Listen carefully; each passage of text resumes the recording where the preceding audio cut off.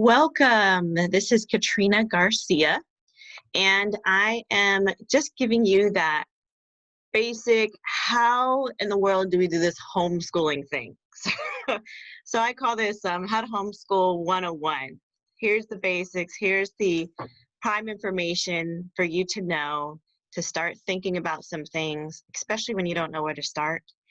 And then we'll move on to what am I offering in support of that. So I did create a homeschool group called homeschool support group, I should say, called Faith Homeschool Collaborative. And we have some good things coming. But for now, we're going to go ahead and get started into our presentation today. And like I said, you might want to pull out a piece of paper and take some notes. You might want to be able to write some things that might come up as far as more questions, or say, I think that kind of fits my family, and I think we're going to try that. So let's go ahead and get started right now. We're going to start off with talking about the types of schools there are. And you may not have been aware there are many different types of schools. There might be a few of them that you know of, but let's get into all of them at the moment. And I'm going to be talking about the types of schools here in the United States. And then there may be a few that aren't in different states of the United States, but there are maps you can look at. There are places that you can go to online that I'm going to give you in a few minutes, of where you can go look and see what is it for each state. What types of schools do they have in each state, okay? So we have private school. And I think when we think of private school, the most common image we have in our head is a physical building that your children go to and you pay for their teaching. But there are a couple other ones as well. We have a private school satellite program, commonly referred to as a PSP. And this private school is primarily a principal, and what they do is they keep records for you. So they keep the records on your child as far as attendance. They will keep samples of work that they have done and anything else that has to do with information particular to that one child, meaning their age and what grade they're in and their address, things like that. And then you have the homeschool private school. This is where the family actually files with the state. It's called a private affidavit, and they file with the state to be accountable where their child is going to school. And in this instance, the child is going to school at home. The next one that we think of that's very popular is public school. We're very aware of public school. They should be almost in every neighborhood. And it's the common place where children will go to, where you don't have to pay, right? You just send them off to the school. And the public school is accountable to the state as far as what they're going to teach. In a private school, they can choose what they want to teach. In a public school, they have to be accountable to the state, and they have to follow what you call state standards. Public schools a lot of times also have independent study as a choice, which means the student would come to school once a week and meet with the teacher, and they get assigned schoolwork. The rest of the time, they're at home doing that schoolwork, whatever has been assigned. Books, packets, work packets, papers, things like that. They do it from home. Our next one we have here is virtual school. Virtual school is currently becoming very popular. Now, it's already been happening, it's already been in effect for a while now, but because of COVID-19, our public schools are turning to virtual school. So on here I have listed online learning. This is what our our virtual schools look like.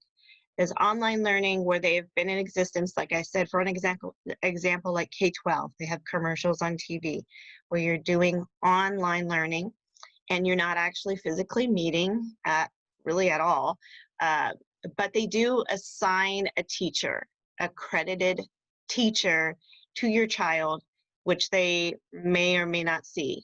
My experience in K-12 is just the communication was all online, okay? But then you have public school, like I said, who is now turning to virtual school as well.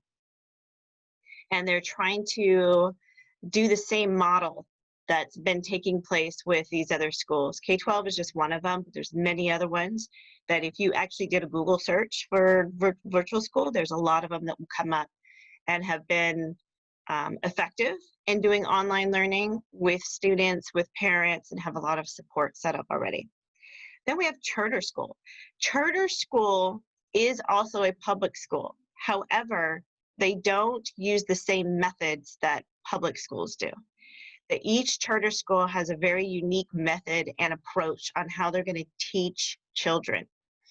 And they are independent of the public school system, but they are still accountable to the state.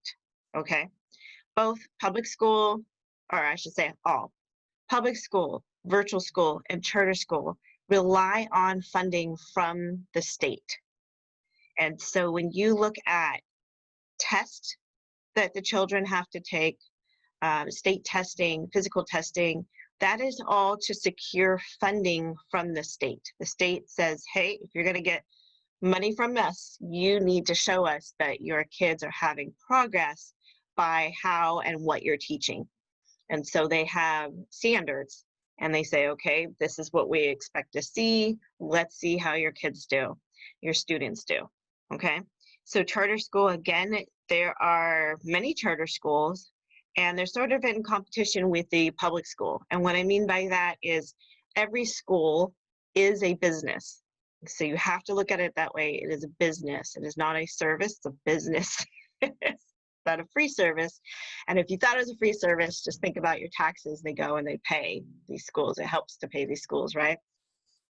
So with a charter school, you're looking at their approach, their methods, and if a student were to go to the charter school, but they're not going to the public school, then there is a competition for funding there, okay? Again, charter schools also have their own independent studies as well. Some charter schools are physical buildings that you go to, your student will go to, and they are going to receive the teaching that you have been told they're going to get. Other charter schools are just open part-time and they work more as an independent study or a homeschool type of charter school where the child will attend 2 to 5 days. It depends on what their program is. When you go and Google and you look at local charter schools, they all have a different method and it's really your choice. That's what's great about it, is that you can look at each of these schools and figure out which one best fits your family, your schedule, and also your student, where your student's at, what capabilities or disabilities they have, and where they're just at in life. And the great thing is these schools are always available. So it's not like if you choose one, another one's going to go away. They're there. Okay. Over here, I have to the right is your private tutor. This is another type of homeschooling here that some people use. And I have on the bottom here a website that you can go to. If you are part of our Faith Homeschool Collaborative, I will be putting this up in our group. So don't worry about if you can't look it up right now, you can't click on it right now. It will be posted there. But here's where parents may homeschool under the private tutor law, which requires a teaching certificate. That's not, the parent doesn't have to have it, but the tutor has to have it, and 175 days of instruction in several branches of study required in public schools. What's branches of study mean? That just means the subjects. We're talking about math and English and science and so on, okay? All right, it says, but has no notification, bookkeeping, or assessment requirements. Okay, what does that mean, no notification? It just means they're not required to tell the state that they are tutoring. That's what that means. Where when you're doing a private homeschool, you have to be accountable to the state and let them know, hey, this is what I'm doing, this is where I'm going with this, right? And so they don't have to do that. Okay, so I can click back here. I'm stuck on this one. Just get bigger, bigger. All right, let me see if I can get out of that one spot. Okay, there we go. All right. and then we'll come back in. So this one here is the virtual. Let me go back to the present area. Okay, here we go. So virtual, I talked a little bit about already and covered that area with the virtual school, online and public, all right? So some people just choose, okay, I need virtual for different reasons, and some use the private tutor. Okay, zoom out. This is a Prezi that I'm using, and it's the first time I've used a Prezi. I'm actually having lots of fun with it, so. Okay, back to presenting. Okay, so we're gonna go into styles now.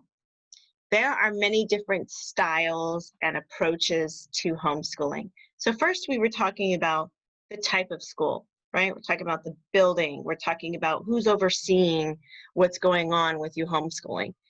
Here is talking more about what style are you using? What approach are you using at home, okay? Some of these you may be able to identify, maybe seen before. What's common is like Montessori. We've heard of that before because they have physical buildings that children could go to and learn at Montessori and Waldorf and a couple of those. A popular form is unschooling. Might have heard this before. And I believe that when this became popular, it scared a lot of people. What in the world is unschooling?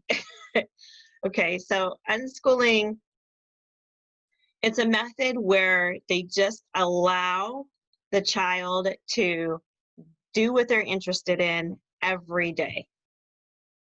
And it's called child-led learning. So what they do is they learn from everyday life experiences. So there's no school schedules or formal lessons. Instead, unschooled children follow their interest. And they learn in the same way as adults do by pursuing an interest or a curiosity.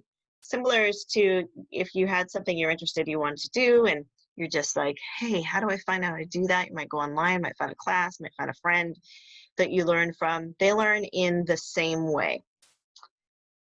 So when I knew one family that did unschooling, when I say one family, I mean very closely, knew them very closely. And their child got to pick and choose each day what they wanted to learn and just get interested in and move that way and learn that way. So if they weren't interested in math that day, they weren't going to do math. But if they're interested in science, they're going to do all kinds of things with science. Okay? The advantage of using the unschooling homeschool method is that the unschooled children have the time and research abilities to become experts in their areas of interest. And that might sound very different from what you're used to with the school going and with a child going to a public school or a private school, right? But the disadvantage is that unschoolers do not follow a typical school schedule. So they may not do as well on grade level assessments, okay? But they, they would have a hard time actually entering back into the school system if they needed to. But I have to tell you, with any method that I'm going to explain to you today, homeschoolers tend to have a lot more confidence than public school kids, just because they've had the time with their parents or time with their family, and they're able to cultivate stronger relationships with it, which then gives a child confidence. So that's not something you're going to find wrong there. But when we're talking about assessments and tests, they might struggle in this area. Okay. All right. We're going to go back up to classical homeschooling. Classical homeschooling really focuses on going back and taking the approach that existed actually in the Middle Ages, which produced some really great minds in history, if you think about it. So this homeschool technique is to teach people how to learn for themselves. The 5 tools of learning for them is a trivium, are reason, record, research, relate, and rhetoric. And these may be some words you have not heard of before, but if you look into this type of homeschooling, classical education, all this will be broken down. It's the type of education that if you or your student is looking into law, they're going to be able to break down each of those words and know what those mean. when it comes to law. And I say that because it's difficult for many of us to read documents, and so we hire somebody else to read a document for us. Well, in classical conversation, that student is going to be able to interpret those documents. Okay, so they are a little more regimented in what they're learning as far as their subjects and the time that they spend in their subjects. I have an example of what the schedule would look like.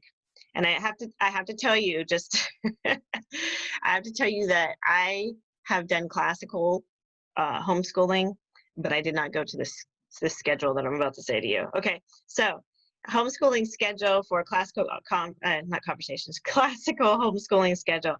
From 5 to 6:30 a.m., parents rise, children rise, showers, dress, early morning chores. 7 a.m. will be breakfast and morning family meeting or worship. 8 a.m. would be daily chores from a predetermined list.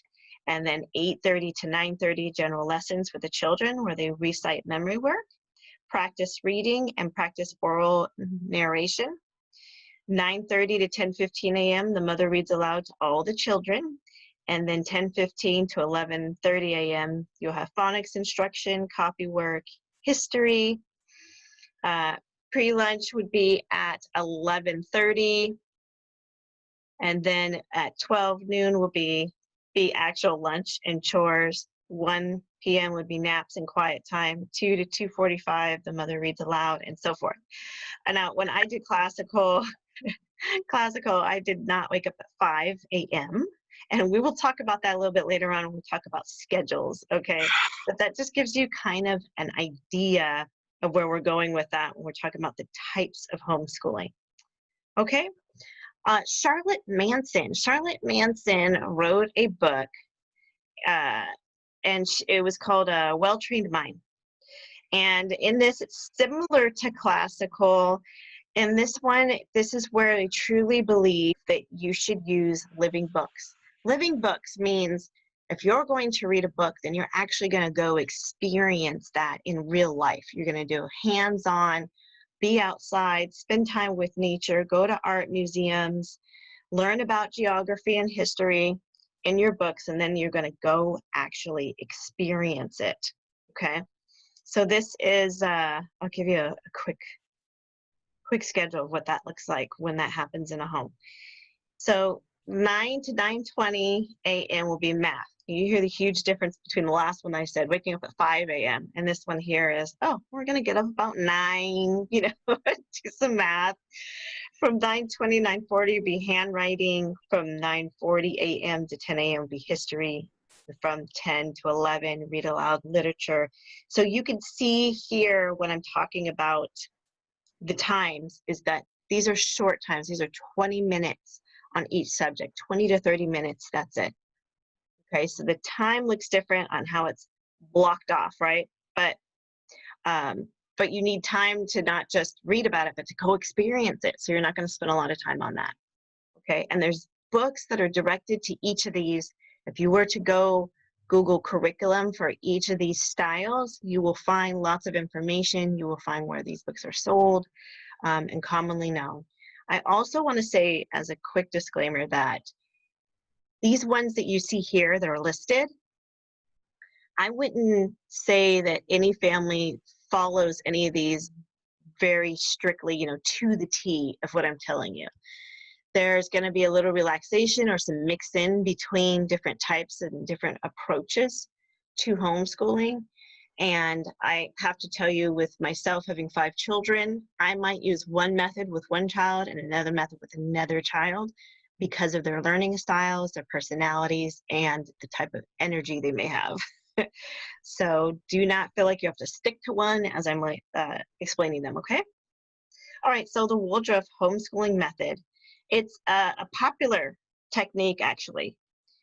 So the education is based off of Rudolf Steiner, and it stresses the importance of educating the whole child, body, mind, and spirit. So in early grades, emphasis is more like on arts and crafts and music and movement and nature. But with older kids, they're taught to develop self-awareness and how to reason things out for themselves. They do not use standard textbooks. Instead, the children create their own books. So this is a huge part in homeschooling, is creating, building, making. Just no matter which one I'm telling you about, that is a huge part of homeschooling, okay? So with the Waldorf homeschooling, though, they have more of a rhythm and consistency that's very important to them. So the daily schedule kind of looks like this. They will have circle. The day starts off with a 15-minute circle, and it takes place in a special spot in the house, and they'll decorate that spot, and then they'll sing some verses, which usually involves finger play and closing verse or song. And then if they've like had a candle there, they might blow out the candle. There's some traditional type stuff they'll do with it. Then the main lesson, the family will spend about 45 minutes of focus on time on reading and writing. And then they'll go into free time. So during the free time, the parent attends to their normal responsibilities like household management or even running a home business. And the child watches and eventually imitates the parent's actions. That's what they're looking at. They're looking at social learning, okay? Then they'll have lunch, help clean up, and then the afternoon session will be, science. They might do that a couple times a week. Math, they'll do that a few more times. Like, let's say science, they'll do twice a week, and then math, they'll do 3 times a week. And then the science involves having frequent outings. They're going to go out. They're going to read lessons about it. Then they'll have free play, which includes like crafts. They'll have creative play to occupy their children until dinner time, and then have a bedtime ritual. So that's kind of what Waldorf looks like. All right. And then Montessori, if you've heard about Montessori or seen it at all, this is a lot of self-directed learning as well, where the approach emphasizes beauty and quality and avoids things that are confusing or cluttered. We can all use a little bit of that, right?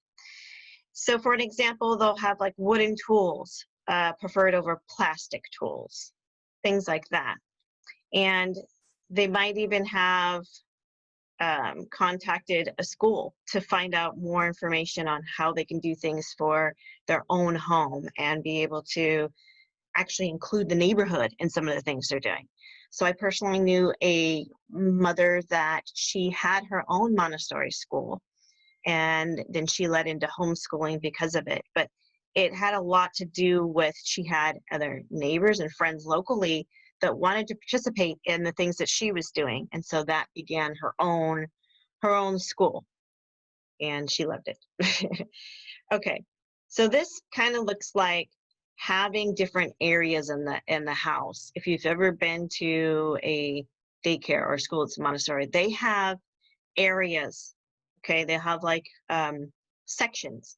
For an example, they'll have a practical life area, which promotes activities such as pouring and spooning, and not spooning like with a couple, but spooning, food preparation, and including child-sized buckets and brooms and mops and cleaning up. So practical life, things that you would do at home. Then they'll have a sensory area, so your senses, right? And that would include like the wooden blocks that we were talking about, right? And things that are tactile, things that you can smell, colored tablets for learning and coloring. They'll have a math area. They'll have a language area. They'll have a culture area, which would be more of the history and geography, which includes globes and maps and things like that, and a music area and an art area. So that's Montessori. Multiple intelligences. This area, this is something that you don't hear too often, but it does exist, and you can look it up, just like all the rest of them, right? So this was developed by Howard Gardner and Harvard University's Project Zero. The belief is that everyone is intelligent in his or her own way, and that learning is easiest and most effective when it uses a person's strengths instead of their weaknesses. So here's an example. Most schools use a linguistic and logical mathematical approach when teaching, but not everyone learns that way, right? Some students, The bodily kinesthetic learners, for an example, learn best by touching and not by listening or reading. This will be another thing that we'll be going over in our group, and a challenge that I'm going to be putting on as well for those that want to learn learning styles. And this is not, when I'm talking about styles, I'm talking about what is your approach at home. But when I'm talking about learning styles, I'm talking about how does your child learn, okay? And we have different ways of learning. So when I'm explaining the multiple intelligence, I'm explaining there's a certain way that, say, public schools use, but multiple intelligence believes that there are many different ways that a child can learn, okay? So I'll go over what that kind of looks like. For an example, reading. One child may begin reading at age 5, another child may not be ready until age 7. One child may learn best by reading to or by listening to audio tapes. Another child may carry a book around all day long. So I have to tell you, my children, they started reading about age 9. Doesn't mean I start teaching them at that time. I taught them ever since they were, 5. But it didn't click. Something happens and changes in their brain around 9 years old, and everything just clicks. So if you feel like that your child is delayed somehow, things just don't seem to be going through, it just might be the development of the brain and not necessarily something wrong with their brain, okay? All right, and then the last one we have relaxed or eclectic homeschooling. This is where you are looking at the homeschool family says, we want to do something similar to the public school, especially for parents that have been public schoolers themselves and now they're going into homeschool. And I have to say I'm one of those. I didn't know anything about homeschooling until I was an adult. And you're going to take a similar style to that, but you're going to be a little bit more relaxed about it, where you're going to say, okay, the mornings aren't going to be rushed and so strict on how it's going to look, but we're just going to get up around a general time, and then we're going to pull out our books or whatever it is that you're going to choose to do, and then say, okay, all right, let's just go over these things. And you might end up spending more time on one subject than you thought you were going to, because your kid's really into that. They're clicking with it, they're going with it. Another example is, I'm going to give you a reading example. So you might read one chapter a day from a book that your child's actually chosen. And then the parent will also read challenging books to the children at night. I had my first year that I was homeschooling, I really wanted to take a different approach with my child because he had been so traumatized from school and public school. And so I decided to do history by getting a book that was written by the perspective of a mouse. And he is actually talking about history. And I had my husband read this book that's from the perspective of the mouse, going over history, right? That he's living through it and saying what he says, what he can see, where he's at, and all that. And then that was history for my son. That was his bedtime stories, is that he got history. That's kind of a relaxed or eclectic type of way of homeschooling. Okay, so let's go on to our next one. I have here pros and cons. I'm simply just talking about, make your list according to your own household of what your pros would be and what you think, oh, I like that. I want to take from that. I'm interested about that. And I think that might work from for our family as well. And then when I'm talking about the cons, I'm just saying, look, figure out, are you just going to be the solo educator, or is there going to be a team involved with this education? I know parents that it's just they're solo, whether it's by themselves or it's just a single parent doing it.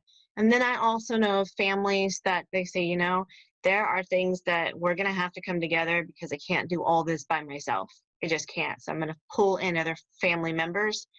And then the other situation that's happening right now is that you have family that might have several children and they each have to have their own devices, such as you see here. So I have two children right now that are homeschooling. They each need their own devices. So we have to figure out, okay, what's going on, with the internet. Who's going to share the internet? Who's going to be on?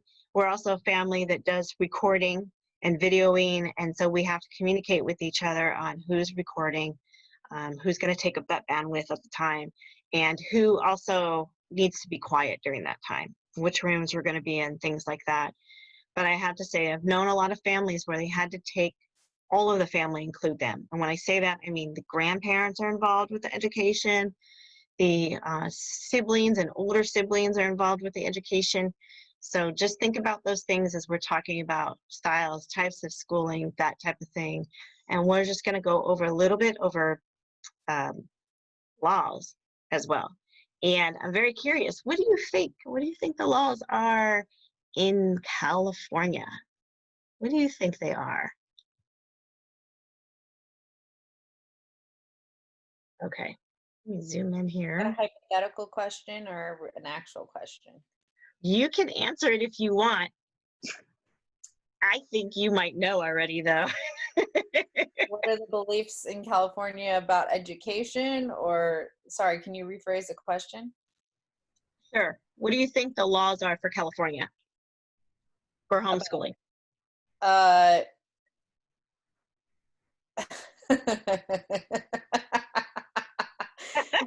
Throw it out there. There's opinions, but I don't think people are aware of what the truths are. there are standards for homeschooling. Well, I could give an example. Okay. So my son, I have a son, for those of you who don't know me yet, my name is Jasmine. I have a son who is 11, and he went from 5th grade. He's now going into 6th grade through Visions. We're at Visions in education. Perfect. And for 5th grade, so I think it's from kindergarten through 5th grade. You can correct me at any time, Katrina. Mm-hmm. The standard of education or the curriculum is you can get up to a C and they'll just pass you. And then once you get to 6th grade, I think I might be getting it backwards because I was homeschooling under a private affidavit by myself, and then I got into Visions. So for up to 5th grade, they were just passing them based on the standardized testing Mm-hmm. and what he was doing. But after he gets into 6th grade, which he's getting into now, if he doesn't get anything better than a C, she can't pass him. My school liaison, can't pass him than anything better than a C, even though he might be excelling in other areas of his education versus not. Sorry. That was my phone. Let me mute. That was good comedic relief. So it's like he can't, it doesn't matter how well he does. He can't pass anything better than a C. And Okay. that's according to their standards and the state standards. Yeah. Also, there are things within the state standards, like, for example, I took all of, so I'm doing Time for Learning. It's an online course. We did all of the history lessons in that course. None of them were up to standards according to California. And so then we really didn't pass any of the standardized testings. And we weren't told until, and granted, we got a pass because of the pandemic and all the chaos and stuff. but we were told we could do time for learning. And then when I was going through the motions of this program with him, because I have to sit with him because he has learning disability, I'm sitting there thinking, I don't remember learning any of this stuff about South America at all. And how does that have anything to do with California standardized education?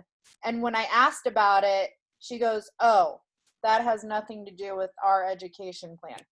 Oh no. Oh no. Yeah.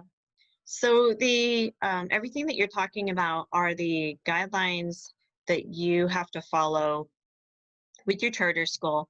Each school has a contract that you sign off with, that there are rules that they make that you need to follow, that your child has to meet in order for uh, them to be able to take the testing, to be able to pass the testing, to result in funding. And, you know, many people do choose charter because they're looking for that extra funding for their children.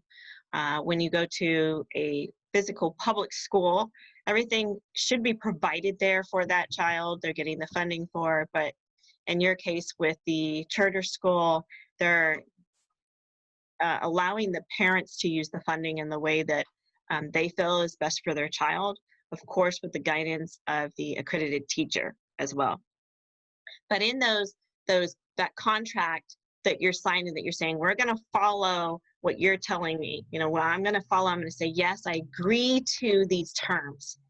In the state of California, the law is your child has to be going to school somewhere. The public school, charter school, private school, they make the guidelines on how many days your child should be in school. That's based off of funding. The hours that they're going to school. And as you said, determining what scores, grades, and test scores. Okay, they're determining that, but that is not California law. California law does not require for you to test a certain way on or have certain test scores. California does not require you to do so many days of school or tell you what time you should be having your school hours or telling you where you should go. So we're a pretty liberal state, which is wonderful, really, that we have all that, those capabilities to be able to do that. In the United States alone, we had about 2 million homeschoolers. That was actually getting closer to 3 million right before the pandemic. Now I can almost say all of the United States is homeschooling, right? But to look at where we're at and to say, you know, is this a new thing? By far, it is not a new thing. Is this something that we don't know how to do? Yeah, we know how to do it. We know how to homeschool. We know how to go as far as the approaches and what to do. But I have to acknowledge there's so many people that don't know how to do it. And that's okay. It's okay that they don't know how. And it's okay that, you know, they're looking and it's just, we're here. Like I'm here. There's other homeschoolers available. Thank you, Jasmine, for actually jumping in as well, saying, look, there's a way to do this. And there isn't just one way to do it, right? So, and this is just talking about the United States. This is not around the world. Okay. Going back to the first one here, the big circle about what's the plan, you're looking at being able to keep grades and keep records of grades. And this, again, really is your approach on what style, because when we were talking about styles, not every style keeps grades. But you want to have records of those if you do, if you're taking those down. Work samples and book list. This would be kind of an example if you're making a CUME file for your student. Generally, CUME files stay within the school. If you say a public school, your child's going to have a CUME file, and you're more than likely not going to ever see it. But that CUME file actually follows that child whatever school they go to. So part of the transition, whenever your kid changes schools, the administration then takes that file and sends it over to the next school. and they keep this. They'll keep grades and records and work samples, attendance records, things like that. If there's anything with behavior, report cards, all that. But as you as a homeschooler, now this is up to you. And you can choose whether you want a PSP where you're saying, I'm going to go with another school that they keep these records for me. Or if you're saying, I'm going to do it myself. This doesn't have to be hard. It could be very simple things. Hey, this is the current picture of my kid. That's just for fun, right? But attendance records, yes, they went to school every day.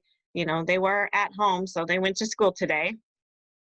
Hours of instruction, that'd be more of you, what you're thinking about for doing those hours. And it can look different in every household, okay? Test scores, how well did they do? It'd be good to keep up on their progress. Having awards or achievement records, this can come from anywhere. This isn't just from you. This could be any extracurricular thing they're doing.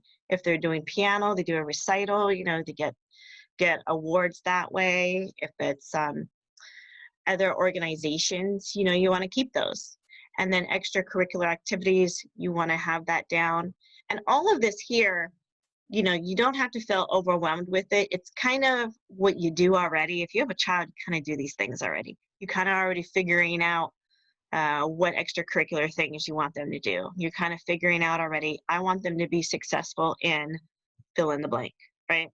So this isn't something new. It's just a way to say, these are the things you are doing. You could look at this and go, wow, this looks like a job. And I have to tell you, it completely is a job. It sure is. Whether you get paid to do it or not do it, it's a job, but it's more than likely you've been doing these things already. It's nothing new.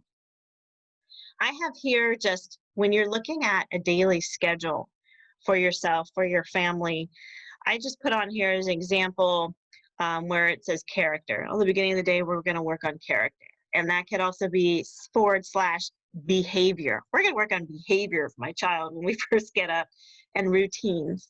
And then maybe you'll participate in your online school. The reason why I put online school, you don't have to do that way, but there's a large number of public school kids who are now doing online school or will be starting online school.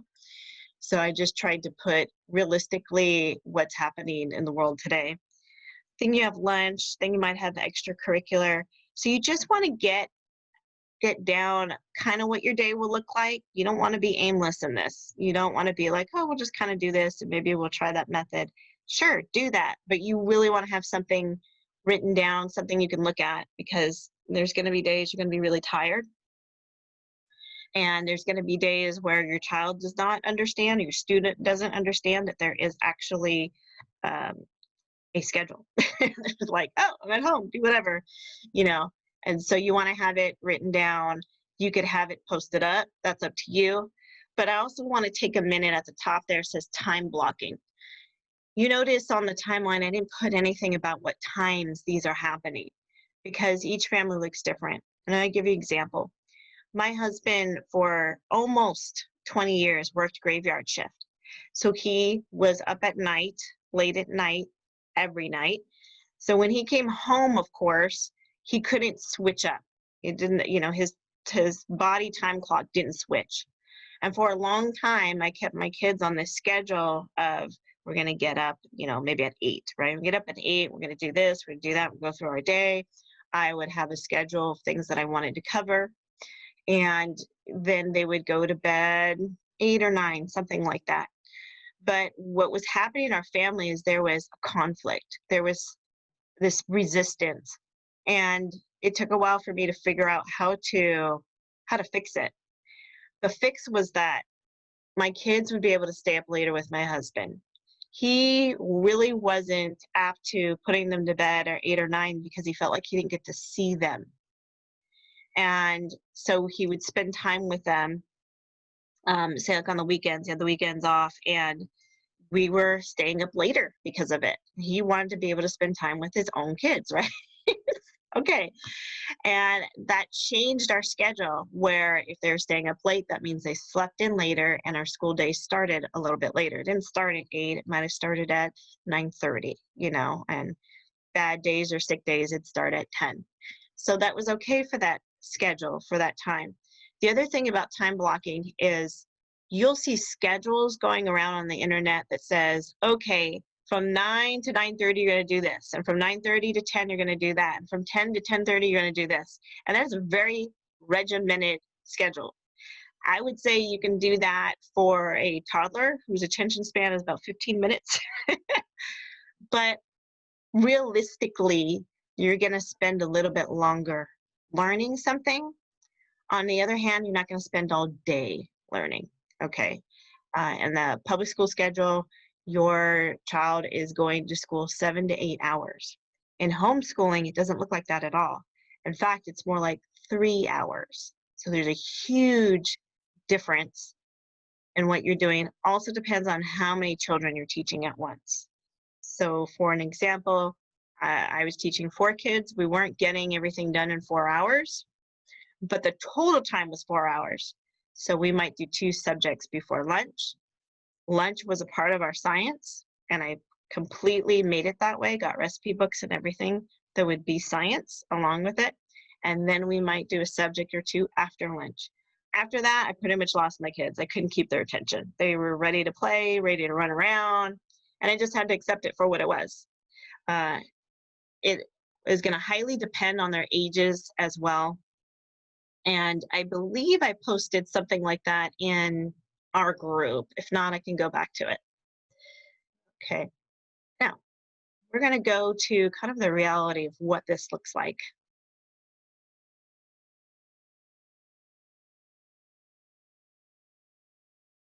I'm going to get it to play.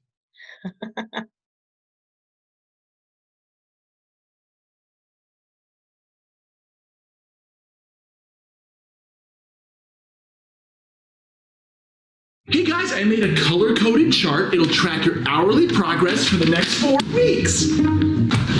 Dude, get a paper towel. I'm out of paper towels!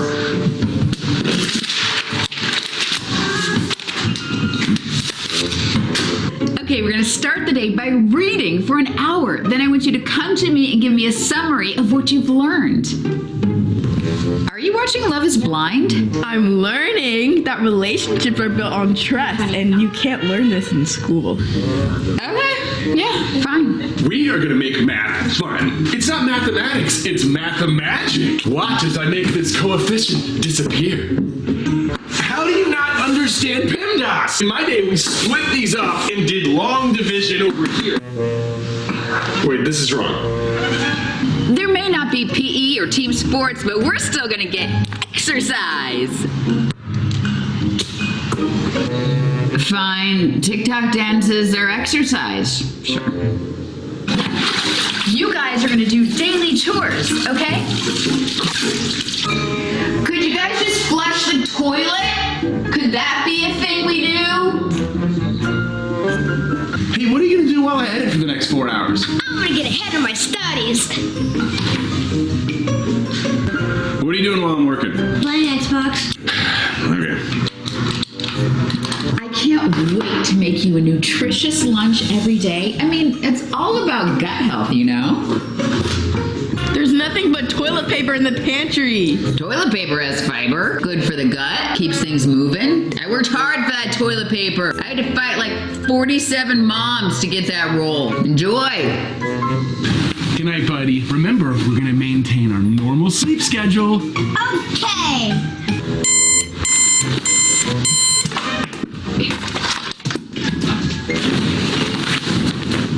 You guys, you know what? We need to see this as a gift, as a time to come together as a family in a way we never have. We can really take charge of your education and just be like a family unit in a way that like we never have. If you guys don't give me 1 second of peace, I'm gonna lose my mind. Hi guys. Hi. If you're like us, you got an email over the weekend that said, hey. Disc distance learning. Distance learning. I believe it's a great decision to do. First, I was like, you know what? This is gonna be great for our family. Then there was like a question about school and I melted. Like my brain melted. I was like, ah. I love that you were excited about it for 3 seconds. Like it took less than a day for you to go from like, we can do this to no, we can't. And we can't be the only people who feel this way. Well, we work from home, which is super cool. And so then there's 4 people essentially working from home and trying to be productive in a very odd time. So it's new. It's going to be new for all of us. We're in this together from a safe distance, guys. Our 13-year-old said, please don't kiss on camera. No. Oh, I could so relate to this video. I don't know if you guys have any of those types of situations, but we have, and I have to say, depending on the day, depending on the season, I've probably been guilty of all of those, actually. Okay, so here we have next are some websites, and we'll pull them back up again. Okay, we have some websites here that can also give you some support in finding out more information to your questions. I'm here, but I also wanted to give you something you can do on your own on the internet. So we have the Christian Home Educators Association. This is a big, big, big organization. It is across the United States. On here, I have the link that's for California, but they have information for every state. They've been around for a while.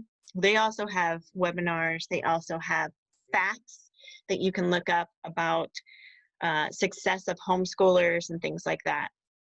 Next, we have the Homeschool Legal Defense. Why do we have this? Well, there was a lot of situations that have come up over the years where people didn't believe in homeschooling. And so different situations would come up where they would look at a homeschooler and say, you know what, I think that they are neglecting their child or they're abusing their child. They should be able to let them socialize and be with other people and things like that. So up arose the Homeschool Legal Defense. This organization was actually started by a homeschool family where the father was a lawyer and started seeing many situations arise, so he started this organization. Very well put together, that you can get a membership. Each of these do have memberships that you can be a part of, but they have their own rules as far as being a part of them.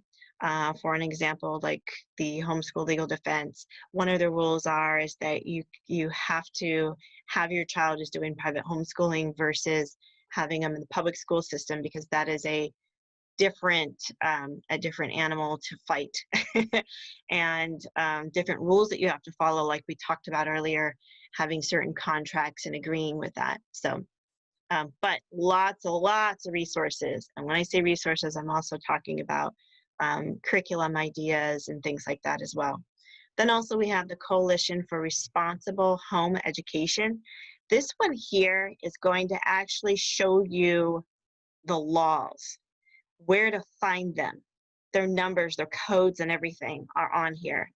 And they also provide information. They have information for parents. They have information for students. They have information for social workers. So it's a good resource to go to. I think you can actually click on one and you can see it, what the website looks like. Yeah, okay. So this one's Coalition for Responsible Home Education. And see, like advocating for the homeschool children, and then you can see again for students, for alumni, for parents, for friends and family, for lawmakers, for media. So they really do try to cover all these areas where people would be like, what do I do, or how do I know, or how do I approach this? Homeschool law, and on the right here are each of the states that you can find, you know, where to go from there. Okay. So those are some options there. Let's jump back to our presentation. Okay. Local support. So I gave you websites and everything that you can go to. Those are massive and good information. But locally, I started the Faith Homeschool Collaborative because I was finding that there was a lack here. There was a lack in having support in this area. And I was like, where are the people at? Where are my fellow homeschoolers? So I had a couple of friends that said, Katrina, you should just go ahead and start one. And so here I am. I finally started one. And what we believe is it's where believers who homeschool are a supportive community. This community may fulfill the family's social, academic, and or spiritual needs. The last part there about spiritual needs, the reason why I put that is because when I first started homeschooling, my first couple of years, I was really the only one I knew, other than I did join a support group, but no one in my church homeschooled. None of my family members homeschooled. None of my cousins homeschooled. So when I was looking for help and under stress with my children and trying to figure out this life of homeschooling, I had no one to go to that I knew that was close to me, and that included church. So I put spiritual needs, and that you will get that support here, okay? And so if you're like, how does this apply, and what is God doing in my life because I am so confused right now? Well, you'll get that support. So that should be for some of you some music to your ears. And that's why I put that photo there is, okay, we have something local to us, somewhere to go, to be able to talk with others, other parents, and then also in the long run, be able to provide friends for our children, right? Other homeschoolers. So events that we have coming up is a 5-day homeschool challenge. This one I'm very excited about because not only did you just get the information here, a little bit about the laws, a little bit about styles, a little bit about schools and things like that, but this 5-day challenge here is actually going to help you get yourself set up. Get yourself set up at home and be able to put everything in line with, okay, this is what I want to do. So it's really hands-on. We're going to do it together. And I'm going to play this quick video. I do not want to be homeschooling. Okay, I don't know if you're like me, but you may not want to be homeschooling right now, like as if you have a choice, right? Well, I homeschooled for 15 years, and this year put my youngest ones into school, and then the whole world had to change and spit them right back out and send them home. Well, we're kind of in a almost like life challenge, right? As to what we're gonna do with the situation and how are we gonna follow through on this. So if you have questions like, what is gonna happen to my kids' education? Am I gonna be the one to mess them up? Are they gonna be able to graduate?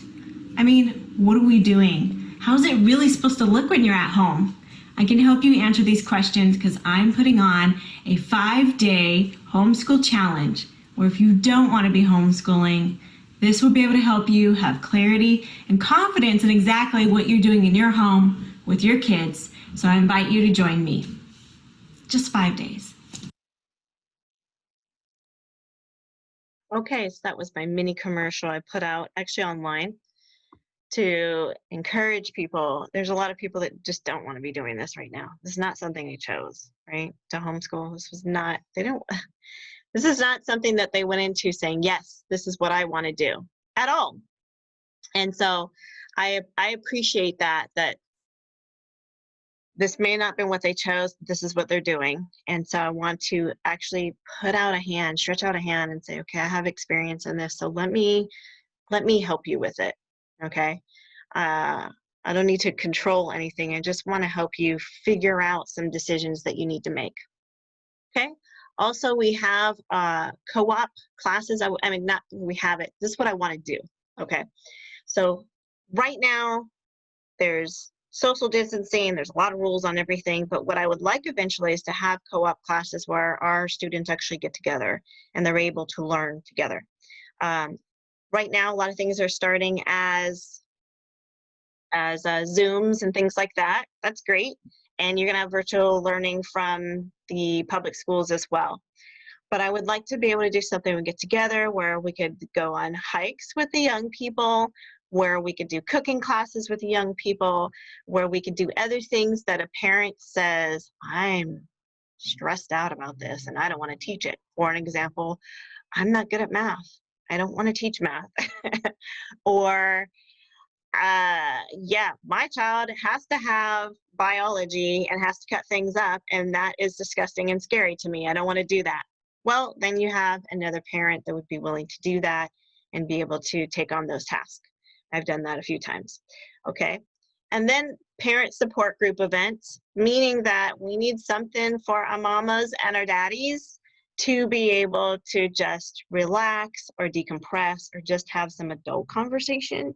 Because when you've spent all day teaching your kid, you have to take time out to meet them at their level, right?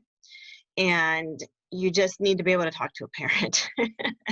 This is vital for me. Many, many years of being part of a support group before I moved to the area that I'm in. And it was the world to me. It was everything. It was the way that I made it through for many, many years, is to be able to have other parents that I could talk to, going through the same things, being able to identify with me on what I'm going through and realize, oh, I'm not alone, or I'm not doing this wrong, or yeah, other people have been through it and I could ask them the question because they know how to get through it now.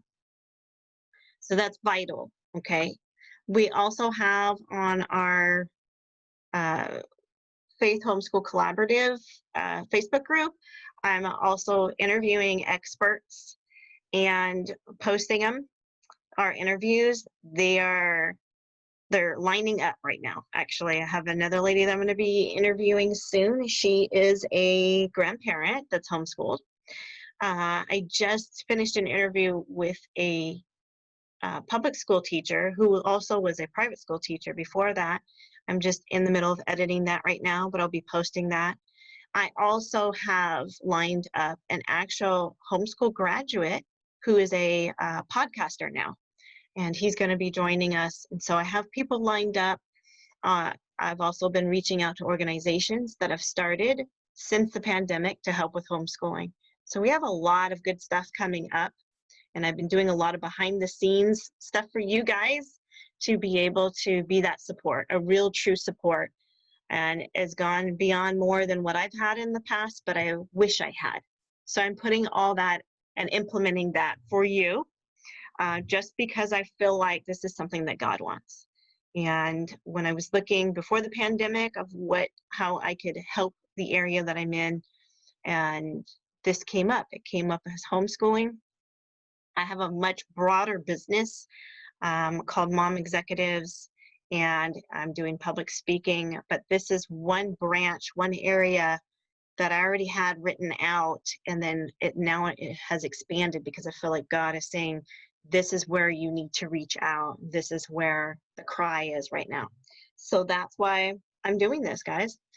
If you're interested in doing the 5-day homeschool challenge, this is the website down here to the right where it says momsofgenz.com homeschool challenge. It's HS challenge. If you're a dad, you can join. I am not discriminating. I just thought I would focus on moms because they're generally the ones that are home while dad's out working, right? I know with the pandemic, it's not necessarily true at all. To be honest, it's not true. So you don't have to worry about, do I have to be a mom? Do I have to be a current mom? Can I be a grandmom? Can I be an aunt? Anybody that's homeschooling that needs to figure this out and get set up correctly before school starts, please join, sign up. It is $17 for 5 days, 5 whole days of me spending time with you. And I figure we'll spend about an hour a day. I'll have some units and some PDFs that you can fill out that you can make it geared toward your own homeschool, so you have a layout where you don't have to worry about, I got to figure this out and put it together. I'm going to help you put it together, okay?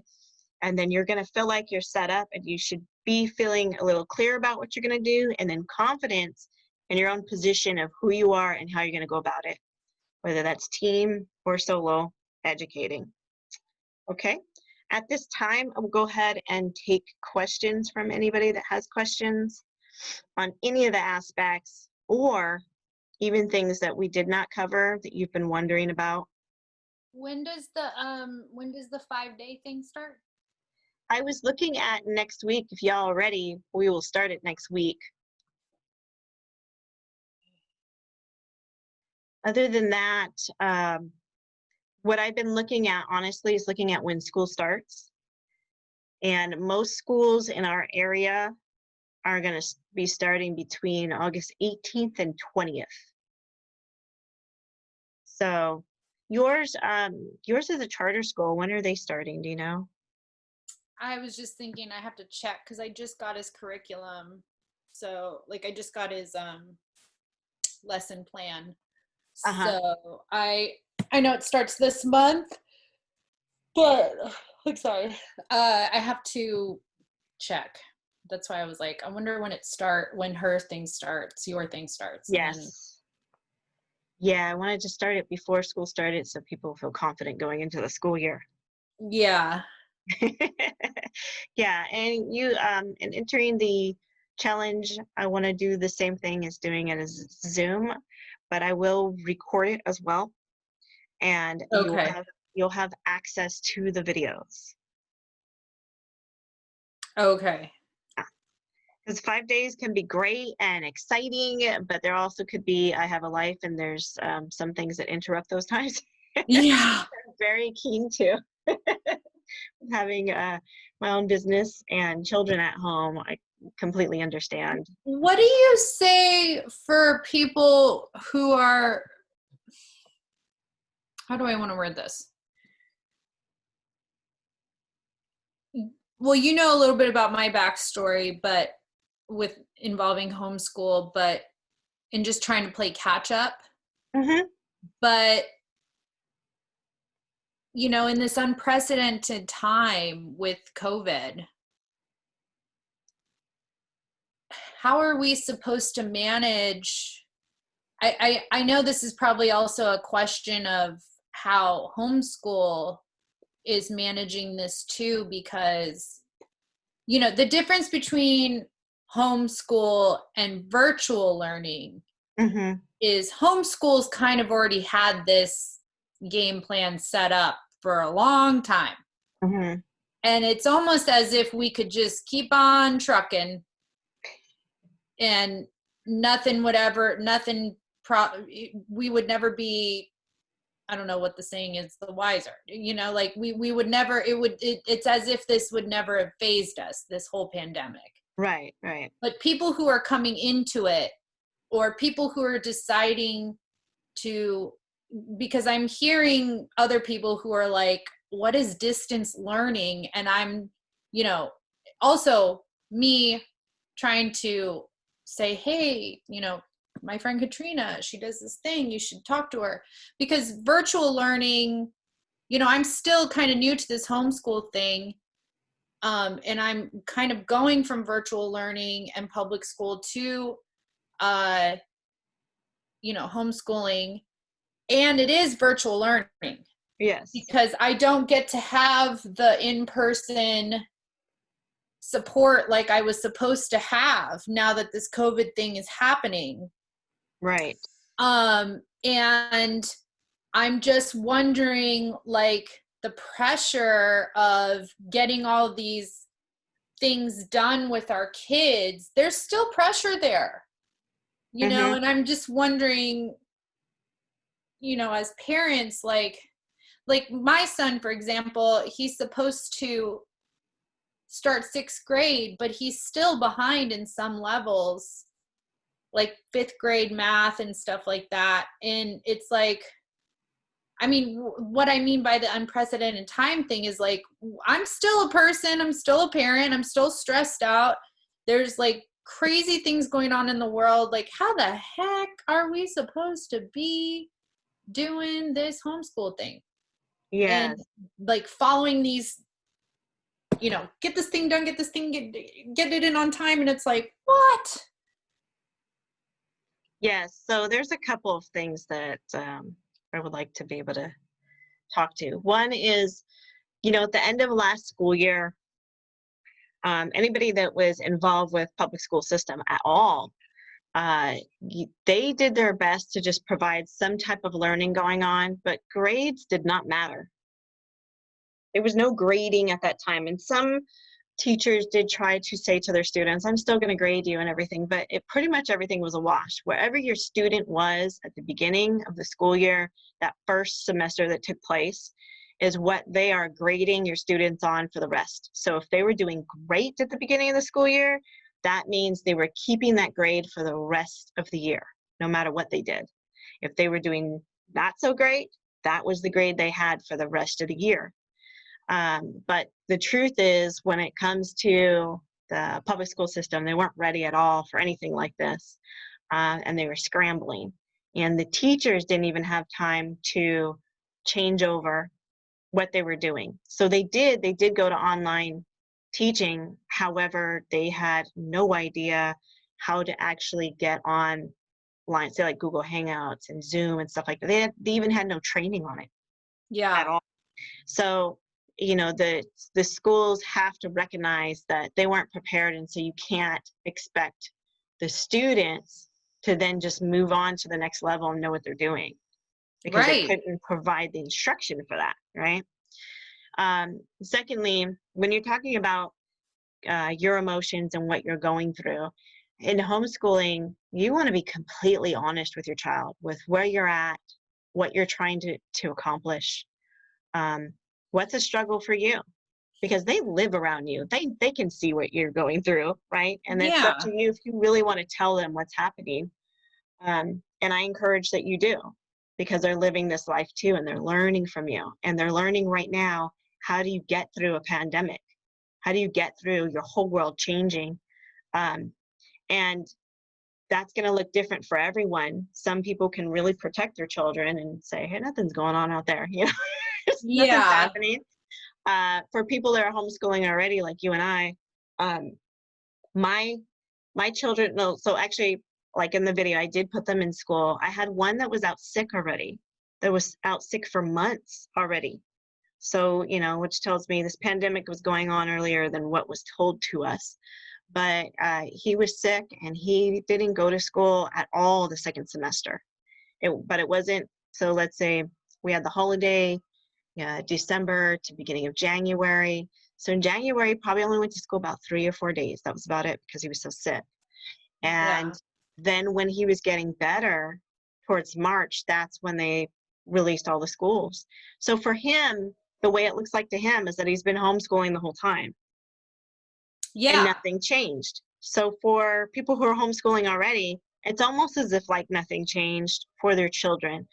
What did change for them was that if you wanted to go out for a day, if you wanted to do a field trip, you didn't have that choice. So that was restrictive, you know.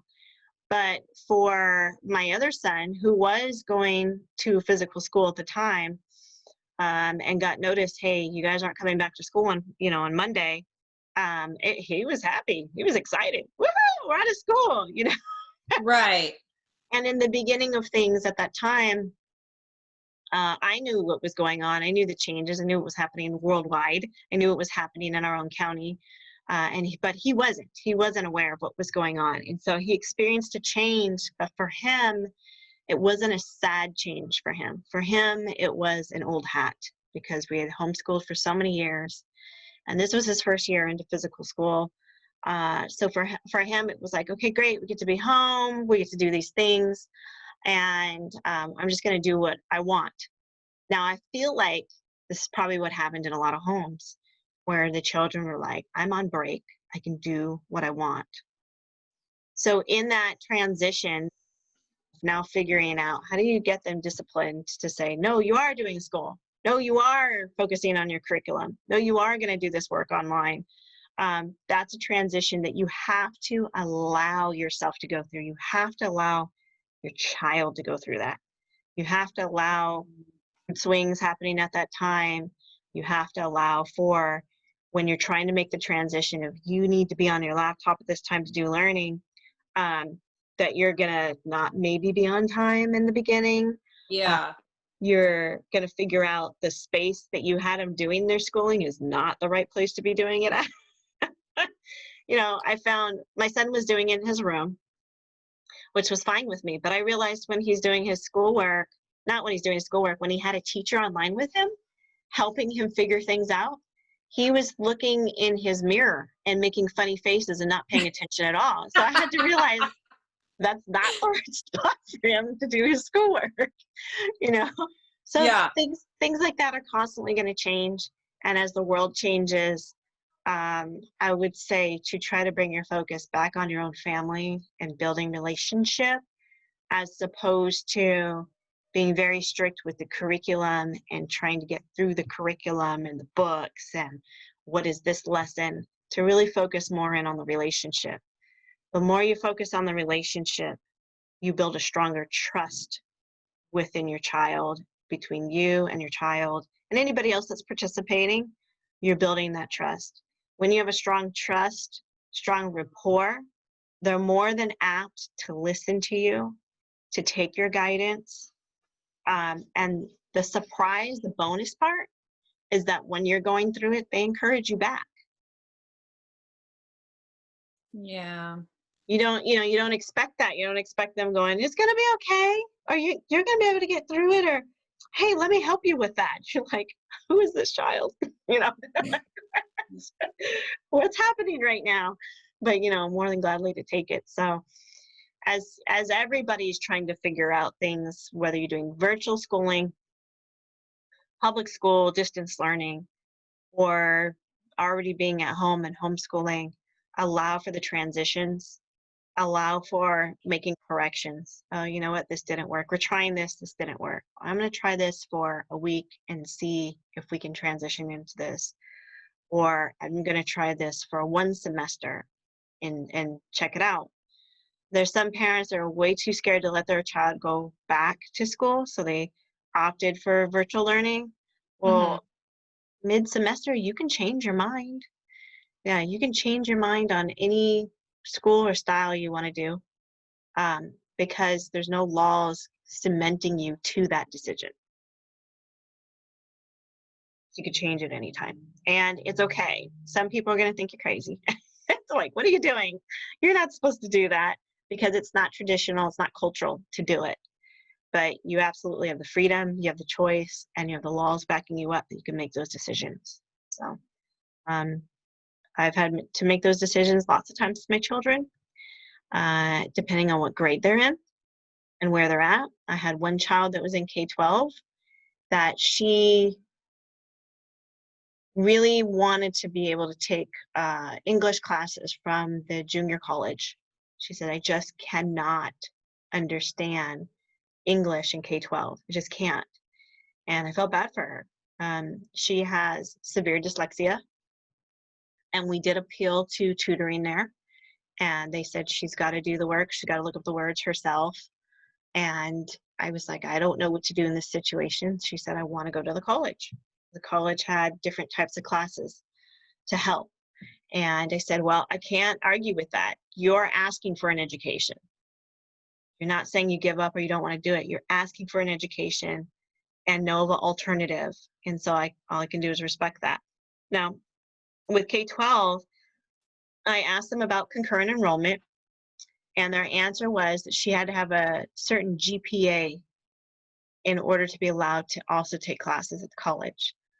So we made a decision from there that we were going to let go of K-12 and just put her in classes at the junior college. So it's interesting. You wouldn't think of somebody that has a learning disability would want to go to college for their classes, their high school classes. Yeah. But college provides remedial classes as well, because there's many adults that don't have the primary education that they're supposed to have. And this could be talking about 18-year-olds that don't have the primary education. So colleges have had to produce remedial classes in order to accommodate that. And so that comes to our benefit, that you can put your junior higher or your high school into high schooler into college classes, and there's classes available and tutoring available there as well. That answer all your questions? Yeah. Okay. It's like, was there any more to that you were saying? Okay. So we talked about options, we talked about the emotional part of it, and we talked about where everybody else is. They also have to, so to speak, catch up you'll find when you talk to homeschoolers, this whole concept of catching up is done across your lifespan. It is not done within levels or ages. Schooling, education is lifelong. You'll never stop learning.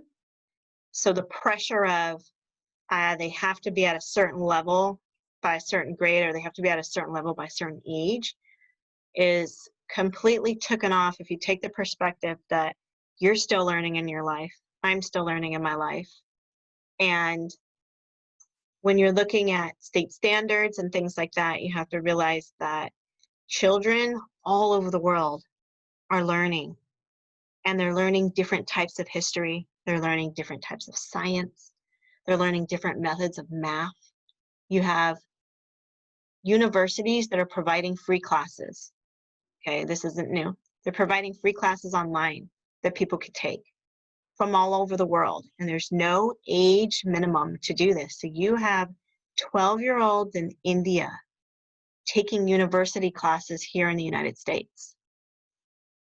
So there's different types of education happening across the world. And if your child, if you feel like, oh, they don't know enough about California yet, well, that's okay, because the child in Massachusetts doesn't know about California either, right? The child in India may not know all about California history. The point is that they are getting an education. You're providing that, you're facilitating it for them. And if you decide that you're going to be with a private school where you're paying money, or you're going to be with a public school or a charter school, you have to follow the contract that you're signing with them. So just keep that in mind, and that schooling and learning happens all your life, all your life. It doesn't stop at 18. It doesn't start at 5. It starts from the time you're born to the time that you're done with this earth. So I hope that relieves you a little bit in a different perspective. It does. Yeah. It Where does. your child's at, where you're at. Yeah. It like Okay, good. Good. Are there any other questions that have come up? Oh, let me go back to that website if you need it here. I'll be posting that as well, so that if you know others that should be joining and you need to put their heads back on because they feel like they lost it, that they can join. And I'm here too. I'm not just in a workshop or in a challenge. I'm here. I'm on the Facebook group. I have a couple other businesses as well, so I'm on Instagram and do other things too. So I'm around, and I am local. I'm in Solano County, which is considered the edge of the East Bay, San Francisco East Bay. I don't know how, but it is. But it is. And California resident. If you're not from California, it's okay. I still provide information about other states as well and can assist you. But other than that, this is the end of our presentation, our workshop today. And you guys get to finish early. I just made it till 12 o'clock. If we had lots of questions, that I would have that time available. But thank you for attending.